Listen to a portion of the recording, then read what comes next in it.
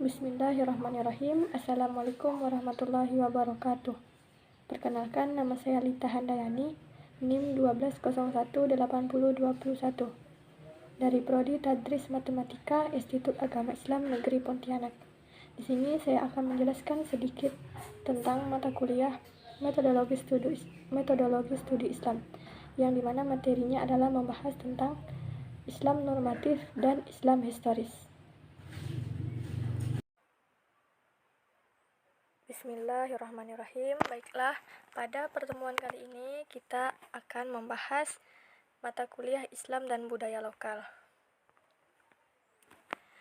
Baiklah, di sini adalah data diri saya. Nama saya Lita Handayani, NIM 12018021, Prodi Tadris Matematika Institut Agama Islam Negeri Pontianak. Pada kali ini kita akan membahas dua bahasan, yaitu Islam normatif dan Islam historis. Adapun materi yang akan kita bahas yaitu pengertian Islam normatif, yang kedua pengertian Islam historis, yang ketiga pengelompokan Islam historis, dan yang keempat hubungan antara Islam normatif dan Islam historis. Baiklah, kita masuk pada pembahasan yang pertama, yaitu pengertian Islam normatif. Untuk pengertian normatif dalam bahasa Inggris itu disebut dengan norm, yang artinya norma, ajakan, atau acuan. Dalam bahasa Indonesia yaitu ukuran untuk menentukan sesuatu. Sedangkan Islam normatif sendiri adalah Islam sebagai wahyu. Islam yang diwahyukan kepada Nabi Muhammad SAW untuk kedamaian, keselamatan, kebahagiaan dunia dan akhirat. Islam normatif ini adalah Islam yang benar, yaitu yang bersumber dari firman Allah Subhanahu wa Ta'ala, dan Islam yang benar adalah Islam yang bersumber pada Al-Quran dan Al-Hadis. Dalam hubungan ini, kata norma erat kaitannya dengan akhlak, yaitu perbuatan yang muncul dengan mudah dari kesadaran jiwa, yang bersih dan dilakukan atas kemauan sendiri, bukan berpura-pura dan bukan pula dari paksaan orang lain. Selanjutnya, karena akhlak merupakan inti dari agama, bahkan inti dari ajaran Al-Quran, maka norma sering diartikan pula dengan agama.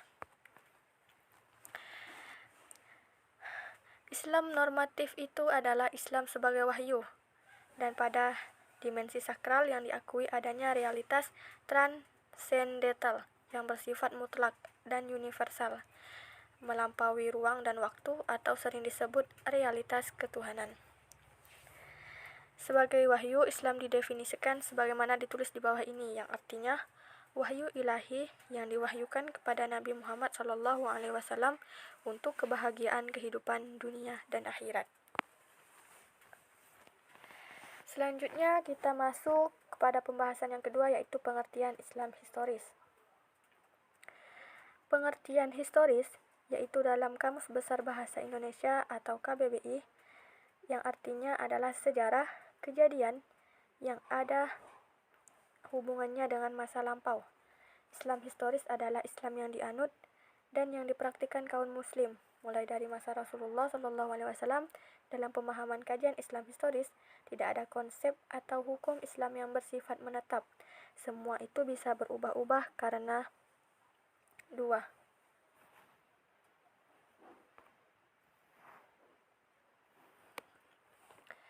Sementara oleh Lakatos, Islam historis merupakan domain yang disebut dengan protectivable, yaitu domain utama dari apa yang disebut sebuah ilmu, sistem pengetahuan yang secara langsung dapat dinilai, diuji ulang, diteliti, dipertanyakan, direformasikan ulang, dan dibangun kembali.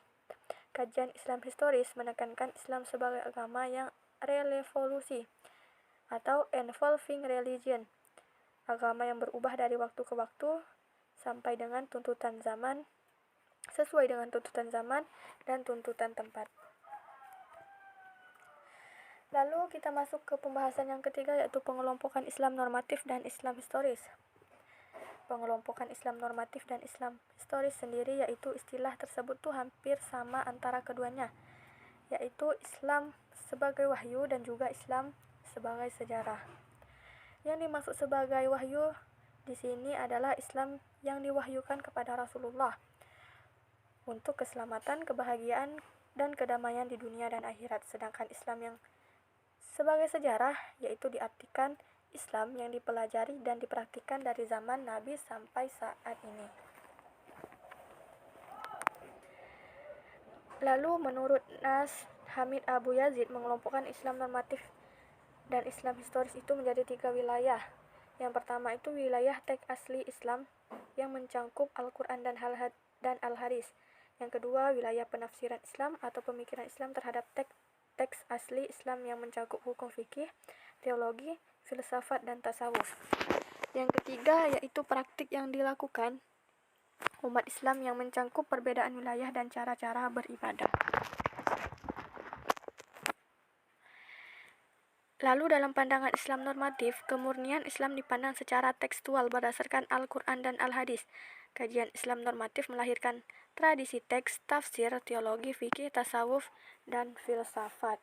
Untuk tafsir yaitu tradisi penjelasan dan pemaknaan kitab suci, sedangkan teologi tradisi pemikiran tentang persoalan ketuhanan, fikih yaitu tradisi pemikiran dalam bidang jurisprudensi atau tata hukum, lalu tasawuf yaitu tradisi pemikiran dan tingkah laku dalam pendekatan diri kepada Tuhan, dan filsafat yaitu tradisi pemikiran dalam bidang hakikat, kenyataan, kebenaran, dan kebaikan. Kajian Islam historis melahirkan tradisi atau disiplin studi empiris, yaitu ada 3 di sini. Yang pertama antropologi agama, yaitu disiplin yang mempelajari tingkah laku manusia beragama dalam hubungannya dengan kebudayaan. Lalu yang kedua yaitu sosiologi agama, di mana disiplin yang mempelajari sistem relasi sosial masyarakat dalam hubungannya dengan agama. Lalu yang ketiga yaitu psikologi agama, di mana di sini disiplin yang mempelajari aspek-aspek kejiwaan manusia dalam hubungannya dengan agama. Kita masuk ke pembahasan yang keempat, yaitu hubungan antara Islam normatif dengan Islam historis. Hubungan antara keduanya dapat membentuk hubungan dialektis dan ketegangan. Dialektis yaitu dialektik atau dialektika yang berasal dari kata dialog yang berarti komunikasi dua arah. Hubungan antara Islam normatif dan Islam historis dapat membentuk sebuah hubungan dialektis dan ketegangan. Hubungan dialektis terjadi jika terdapat dialog bolak-balik yang saling menerangi antara teks dan konteks. Hubungan ketegangan akan terjadi jika salah satu menganggap yang lain sebagai ancaman. Menurut ijtihad Amin Abdullah, hubungan antara keduanya itu ibarat sebuah koin dengan 2 permukaan. Hubungan di antara keduanya tidak dapat dipisahkan, tetapi secara tegas dan jelas dapat dibedakan.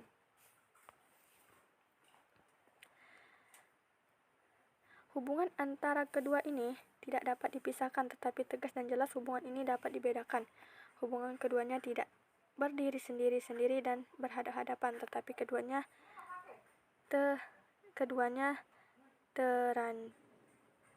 tentram, terjalin, dan terajut sedemikian rupa sehingga keduanya menyatu dalam satu kesatuan yang utuh juga yang kokoh dan kompak.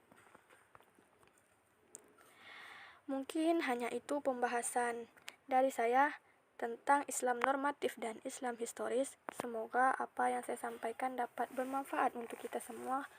Untuk kesalahan, jika ada kesalahan, saya mohon maaf. Saya akhiri. Wassalamualaikum warahmatullahi wabarakatuh.